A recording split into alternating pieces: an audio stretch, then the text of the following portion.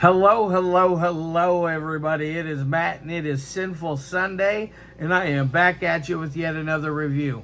Before I roll on to any of that, I want to wish each and every one of you a great morning, evening, dawn, day, or dusk, all that lovely stuff, because life really is too short as is. Do me a really huge favor and like, share, and subscribe. I love seeing your beautiful faces when you are here. I know I'm here an awful lot, but I have an awful lot on my plate to review. And one last little tidbit of info. Check out the description box. I give you a bigger bite of every single movie of every single day. Such as today, I gave you a brief synopsis for not one but two short films. I gave you the starring cast for both, directors, runtime of each cut, a link for where you can purchase this because it is together on one disc. And also, if you decide to help support Matt's Movie Mania, you can toss me a couple of bucks. Now that I got all that said, mind all that out of the way, let's roll on to the film of the day. And today's is a very interesting one. First one up is Slave Dolls 2, Red Rooms, directed by none other than David Stojan. Huge fan of him. He is did the first Slave Dolls, also did Lullaby Story. There's just so many of them. He was on the Flesh and Blood collection with Neo X, which is amazing. I love that short story. But he is also did Vampire Nymphets is another one of his. But he's got a wide plethora of films under his filmography. I'm usually on top of everything he has, including the stuff he releases from other directors, such as Jack Mulvaney and Marion Dora. Yes, the guy's got a lot under his belt. Yes, and so the first one is called Slave Dolls 2, Red Rooms. It runs at, I believe it was 18 minutes, if memory serves me correctly. It's basically about a guy named Delta who runs a underground red room on the deep web. Delta is a fired hospital technician or something of that nature. And then this is how he makes his bread and butter. You know, this is where his money lies the most. And so he's got a guy named the Ghoul, played by Goblin O'Reilly. He does all the tracking down of the victims, keeping them nice and tortured on the cams for everybody. It really has a lot going on in that aspect. Now you get all kinds of torture, going from a severed male member being shoved into a woman's orifice, or at least attempting to. You get a small fetus it enters the equation at some point. I'm not going to say how or where, but it definitely makes its appearance. But it's very, very gory and graphic all throughout. Definitely amped up the effects from the first one into this one, so they did a good job of creating a excellent ambiance with that. Now on the three things that I love my movies to meet with that one. The first is audio. The audio is pretty good for the foremost. There was a couple of times where I had a little trouble hearing it. I don't know if it was because the device I was using to watch it on, because I had to stream it. I'm sure the DVD and Blu-ray of it, and VHS, which I see the VHS is sold out. But the DVD and Blu-ray are still very much available. I'm sure the sound and audio is much better on those than it is on the device I'm streaming on.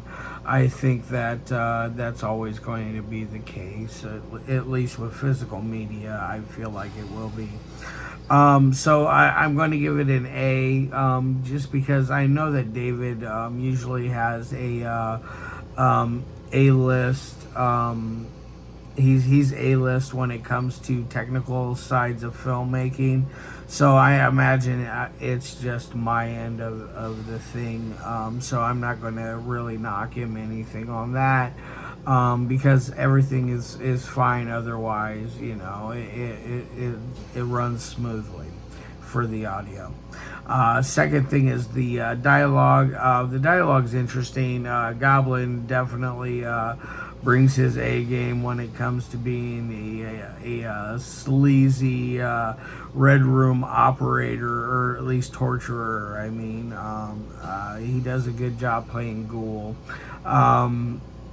He does exactly what he's supposed to do.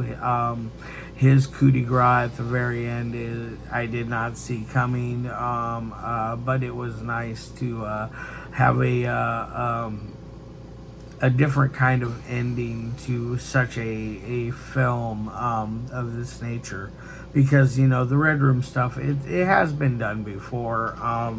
It's just, oh, excuse me. It's just delivery is most of the time pretty subpar. Unlike this one is very good. I highly recommend you jump out and grab a copy of this. But back to the dialogue. The dialogue, it works. It's not supposed to be any kind of Shakespearean type play. It's supposed to be a grimy underground independent horror film, which that it is. So I'm going to give it an A+ there. Editing is very crisp in this. It's got a nice momentum. It's got great pacing. Doesn't leave you lingered on any of the scenes for too long. It moves at a very good pace. So I'm gonna give this one an A+ on that end. Now on to my final score of 1 through 5. It's going to get a 4 out of 5. I think David is well on his way to becoming one of the greats from his era in his location. He for sure is one of the greats in Mexico. I think he does a great job down there. And now on to the second film, which is called Bloodlust. That one is directed by Goblin O'Reilly. It stars Pixie, Puke, and X, as far as I remember the names being.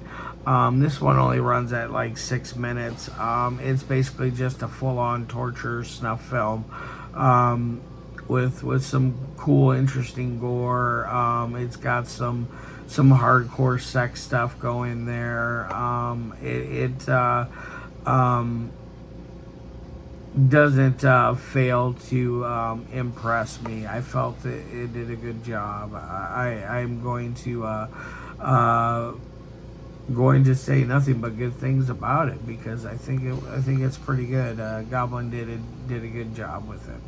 On to the three things. Being that his is only 6 minutes, I'm not gonna end 6 minutes, and on the subject of what it is, it's kind of hard to really stretch a review out, really a real long one on something of that nature, because you find yourself giving away too many of the key elements, and all the spoilers are given, and I hate to give out spoilers. I think it ruins a lot of viewing experiences. We have reviewers that go out and they just give everything away without any kind of thought process behind it. So I don't do that kind of reviews. I think those reviews suck, to be quite honest. I like to have a little mystery to my movies. Sorry. But now on to the three things that I love my movies to meet for Bloodlust. First is the dialogue. The dialogue's fine on it. I never once had a moment where I couldn't understand or hear what was saying, or what was being said. I think that it's done on a nice level. It doesn't get too like there isn't like a ton of like like back feed or static or anything like that going on. It is kind of muffled in places, but I'm pretty sure it's set up that way. It just would make more sense if it was. So I'm going to give it an A there. Dialogue. There's not a lot of dialogue, but when it is delivered, it's delivered with the proper intent of being a psychopathic type of person.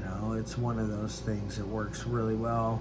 I'm not going to cover a whole lot on it because there's really not a ton of dialogue in this one, so I'm going to give it an A there. Now editing. This one is, I believe, the revised cut, if memory serves me. I'm curious what the other cut or previous cuts were. I think this one is very streamlined. It's got a very good feel to it. I think this one doesn't do all the wrong things in the right places. It really sticks together and melds a very good short film. So I highly recommend it. And now on to my final score of 1 through 5 for Bloodlust. Bloodlust is going to get a 3.5 out of 5. I think if it were a little bit longer, like maybe 10 minutes longer, like run it alongside that 18-minute marker, I think that would have gave it enough push to give it to that 4. So keep that in mind, Goblin. I'm not saying anything bad about it. As a film, I just wished it was longer. That's all I have to really say. That's a critique about it. Alright, guys, I love your faces. I'm going to get the hell out of here. I'll be back at you on, I believe, Tuesday. It should be. We'll see what we got lined up for reviews by then. As always, I love your faces, and peace.